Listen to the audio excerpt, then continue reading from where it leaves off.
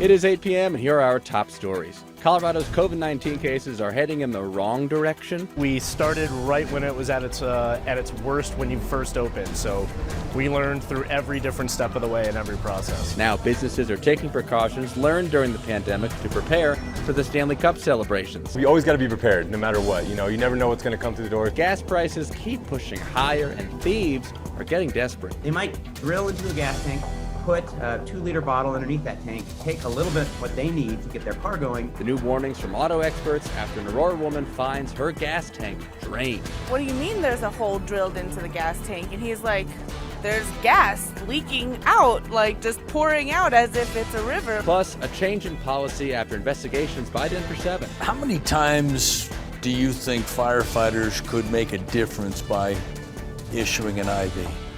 Every shift, every day. Firefighters prevented from administering emergency IVs by Denver Health. When you have the knowledge and capacity to do something and you're not allowed to do something, that's frustrating.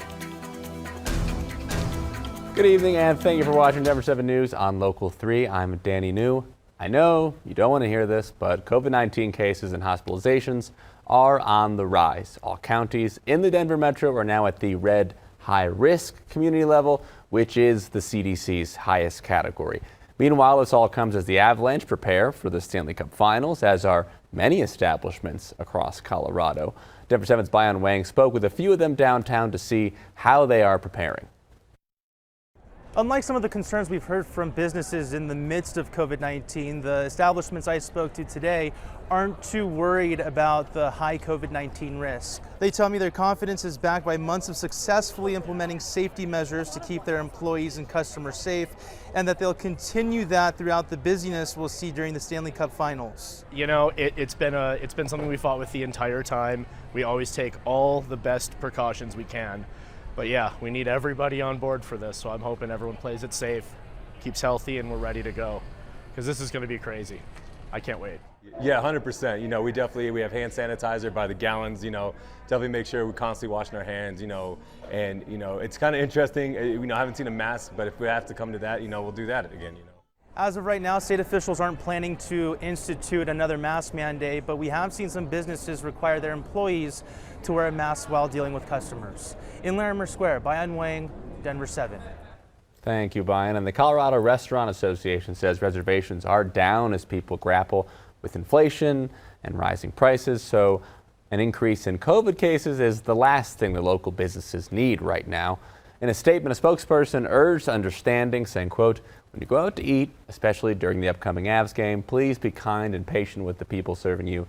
They may be doing the work of 2 people to cover for a sick coworker and are surely doing their best," end quote. And as Denver enters the high-risk designation, the city says it will not implement a citywide mask mandate.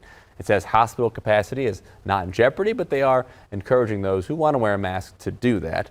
State health officials also expressed that hospitalizations are relatively low compared to previous waves. So far, no COVID-19 deaths were reported this week at all.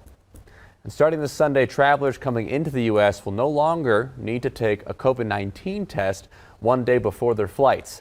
The Biden administration says it is lifting the requirement because the CDC says it no longer is necessary. However, the CDC says it will reevaluate that need for testing every 90 days.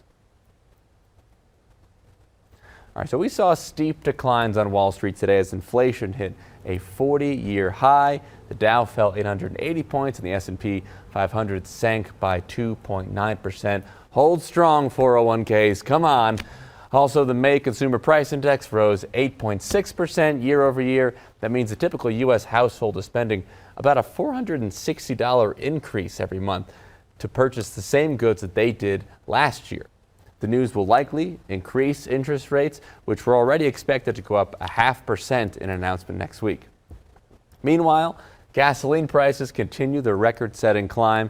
The national average is still hovering just below $5 a gallon at $4.98, very close. Thankfully, Colorado's average is about 15 cents below that at $4.83, which is better, but still infuriating, especially when you remember that this same time last year, the average in our state was $3.20. Now, some people are taking desperate measures to get a few extra gallons, and now gas theft is on the rise in some parts of Colorado. Denver 7's Patrick Perez spoke to one Aurora woman now without a car until she can get the gas tank repaired. This dry puddle of gas is a reminder of what a crook did to Stacy Morris's car this week. People doing things like this, but you can't just take what's not yours. Stacy says her brand new Chevy Trax had been parked here at her Aurora apartment complex for several days after getting a flat tire. When her husband took it to get repaired Thursday, he quickly learned something else was wrong. He notices that there's 1 bar of gas and starts to fill up. Then all of a sudden, some man pointed out to him that there's gas leaking out on the floor everywhere. Video her husband took shows the $50 worth of gas he had just put in draining from the tank. He took it back to the dealership, which confirmed someone had drilled a hole. They said it's about $4,000 for a new one, and since insurance could cover it, that's still about $2,000 through insurance. What happened to Stacy is rare, but could happen more often thanks to higher gas prices. This is one of those things where we see sort of the economic ripple effects of high gas prices. Somebody whose back is against the wall economically commits a crime, they steal gas, they damage your vehicle.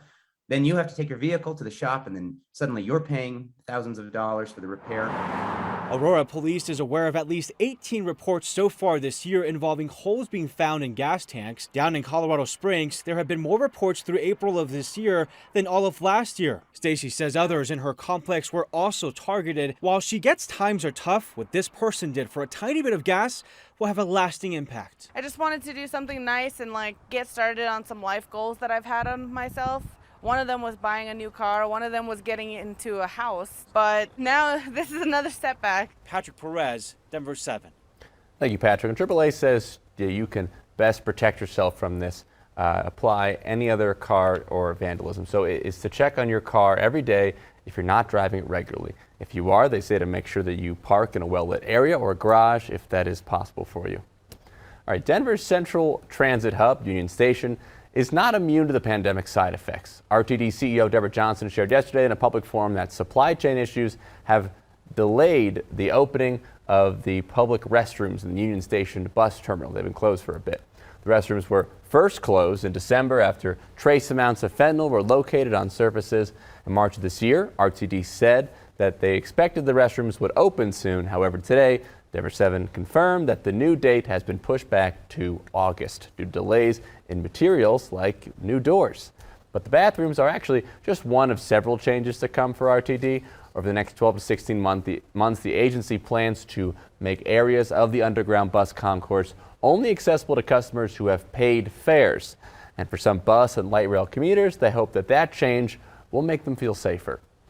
When you go places, you see people making drug transactions in the bathrooms, on the corners, up and down on the escalators, outside the doors. And so you have to walk a gauntlet to get through to take the escalator down to get your job to go to work. Get your ride to go to work. So it's unpleasant. RTD says over the next couple of months, we'll see a lot of the new additions in the area, including ticket vending machines. And as for the electrical outlets inside the bus terminal, RTD says that they haven't made a decision about whether or not that they will reconnect them for people to use. Now tomorrow, tens of thousands are expected to march in Washington, D.C. for the March for Our Lives rally about gun safety. Marches are also happening across U.S. cities, including our own in Denver. That will be outside the Capitol at Civic Center Park and is expected to start at 10 a.m. Tonight, a significant development, news that means better care for Denver residents calling for emergency help. In the wake of a Denver 7 investigation, Denver Health has announced that it will now allow Denver firefighters to administer IVs to help residents needing emergency care. Chief Investigative Reporter Tony Kovleski has obtained the internal memo and takes us inside a decision 5 years in the making. Firefighter sources have pointed to what they call a significant problem. They've not been allowed for years to provide IVs to critically injured and other patients in Denver. But now change is on the way. As our investigation raised those questions, Denver Health and Denver Fire have responded. We go on these calls every day, and we know that when we get there, we can do more. we have the capability, the training, the certifications, and just simply aren't allowed to, that's a problem. Is there a logical reason for Denver Health to prevent your firefighters from giving IVs? There's not. I don't think there's a logical reason personally. Does somebody at Denver Health need to explain why they didn't allow firefighters and paramedics to administer IVs? If I lived in Denver, I sure as hell would want to know. I would want to know why. Why are we not allowing this? So firefighters came forward and said it must change, and change has now happened. Our complete investigation airing tonight at 10 on Denver 7, hoping you switch over and hoping we see you at 10. I'm Chief Investigative Reporter Tony Kovaleski. It was a real Friday today, but the weekend will be even hotter.